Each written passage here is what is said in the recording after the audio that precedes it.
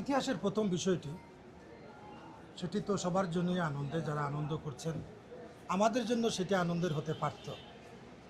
আপনারা জানেন আমি আশেখানে আউলিয়া বাংলাদেশের টোটাল বাংলাদেশের চেয়ারম্যান। দরগার সাথে আমার সংশ্লিষ্টতা আত্মিক এবং রুহানি।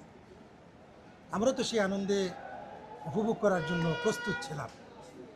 আপনারা জানেন কিছুদিন আগে জেলা প্রশাসক সাহেব ঘোষণা করেছিলেন এই দরগাকে জবাবদিহিতার আওতায় আনবেন, স্বচ্ছতা যাটাকে বলে। যে কোনো প্রক্রিয়া কিংবা এই সিদ্ধান্তের মূল ব্যাখ্যা হলো যে স্পষ্টতা, উন্মুক্তভাবে তিনি গণনাও করেছেন। এটি সুশাসনের জন্য তো অবশ্যই ভালো, কিন্তু কথা ছিল এরকম, বলেছিলেনও তিনি যে আমরা সকলে মিলে টাকা উন্মুক্ত করব, কর্তৃপক্ষ থাকবেন, কর্তৃপক্ষের মাধ্যমে তার দরকার যে অ্যাকাউন্ট আছে সেই অ্যাকাউন্টে টাকাগুলো জমা হবে। আজকে যেটা হলো দুঃখজনক, একেবারেই কষ্টদায়ক, মর্মাহত হয়েছেন আমরা, অনেকেই মর্মাহত হয়েছেন যে আজকের এই দিনটিতে যখন সারা দেশব্যাপী সিলেটবাসী আনন্দিত, তখন আমাদের মনক্ষুণ্ণ হওয়ার কারণ হলো আমাদের একটি বারের জন্য দরগা কর্তৃপক্ষকে বলা হয়নি যে আপনারা থাকুন।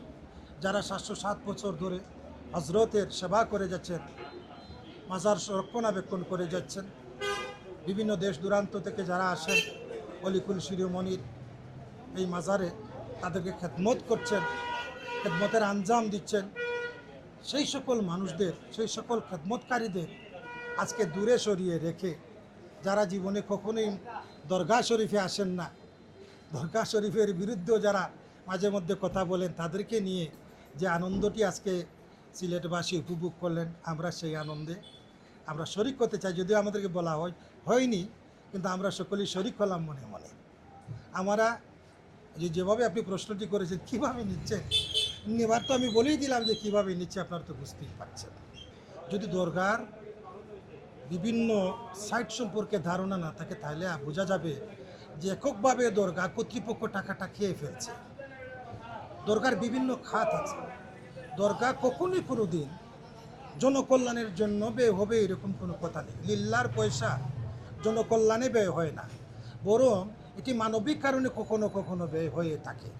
পাশাপাশি এই এত বড় একটি প্রতিষ্ঠান চালাতে গিয়ে অসংখ্য কর্মকর্তা আছে, বিভিন্ন কাজের প্রয়োজন পড়ে, সেক্ষেত্রে এখানে এই টাকাটা ব্যবহার হয় এবং এই টাকাটা তো কোনো একক পরিবার নিচ্ছে না।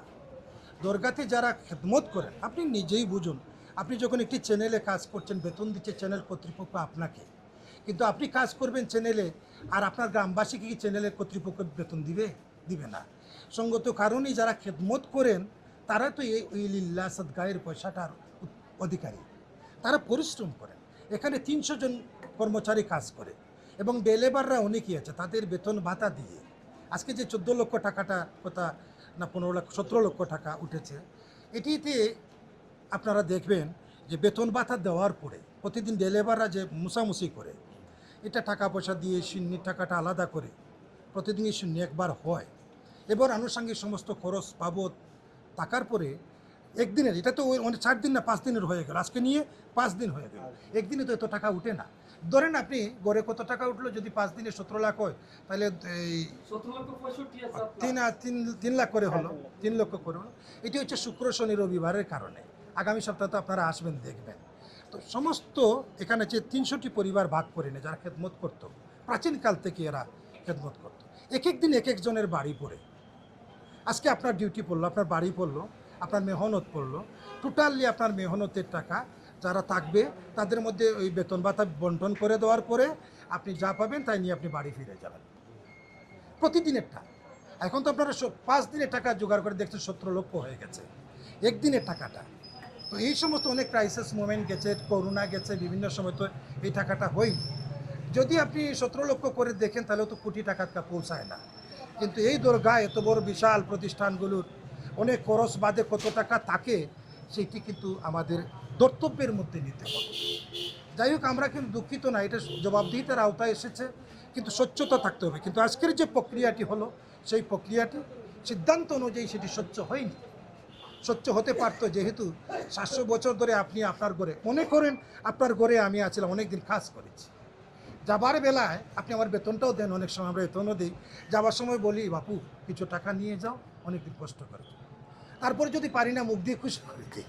যারা 707 বছর ধরে বাবা হজরত শাহজালাল মুজাহিদ ইয়ামানি রহমতুল্লাহ আলাইহি খেদমত করলো, পাহারা দিল, সে পাহারাদারকে অন্তত একবার স্মরণ করা উচিত ছিল। আচ্ছা যে কারণে আমি মনে করি না আজকের এই প্রক্রিয়াটি স্বচ্ছ হয়েছে বলে। আমার যেদিন উনি তালা মারলেন বৃহস্পতিবার পরের দিন তো শুক্রবারে প্রায় 40 জন লেবারে কাজ করেছে দিন, আমি নিজেও ছিলাম। কাজ করেছে, জুম্মাবারে আপনাদের যে বিছানাটা করে দিয়েছে, বৃষ্টি হচ্ছে, কাদা হচ্ছে, ওটা মুছে দিচ্ছে। তো এই অবস্থায় প্রতিদিনের টাকাটা কিন্তু প্রতিদিন দিতে হয়। এখন যখন আপনি 4 দিন 5 দিন পরে খুললেন, তারপর তার ডেলিভারতে টাকাটা দেওয়া হয়নি। এরা কিন্তু পরিশ্রম করেছে আপনাদের জন্য। ও যাদের কথা আপনারা বলেন দেশে বিদেশ থেকে পর্যটকরা এসে কোটি কোটি টাকা ছেড়ে দেয় ডেগের মধ্যে, সেই পর্যটকদের সেবা দিয়েছিল কিন্তু এই কর্মচারীরা, তাদের কিন্তু বেতন ভাতা হয়নি। 5 দিন তাদের ডেলিভারদের ভাতা হয়নি। আবার অনেকগুলো এখন বাদ চলে গেছে, অন্ধকার হয়ে গেছিলো, সেইগুলো প্রতিদিন যে ডেগের টাকাটা থেকে ভাস্কর টাকাটা দিয়ে যেগুলো লাইট কেনা হতো সেগুলো কিন্তু হয়নি। অনেক কারেন্ট বিদ্যুৎ কিন্তু নিজের পকেট থেকে কি মেরামত করা হয়েছে। তো এই যে অবস্থাটা হলো, এখন এদেরটা যদি এইভাবে টাকাটা নিয়ে যাওয়া হয়, তাহলে যারা টাকা নেবেন তো তারাই তো এসে খেদমত করতে হবে না? আমি খেদমত করবো আর টাকাটা বুক করবেন, আপনি নিয়ে যাবেন, আপনি, এটা তো হয় না। তো এদের বেতন খেয়ে দিবে। যে প্রশ্নটি উনি করেছেন এটি একটি সুন্দর প্রশ্ন, চমৎকার ডিসি সাহেবকে করতে পারতেন।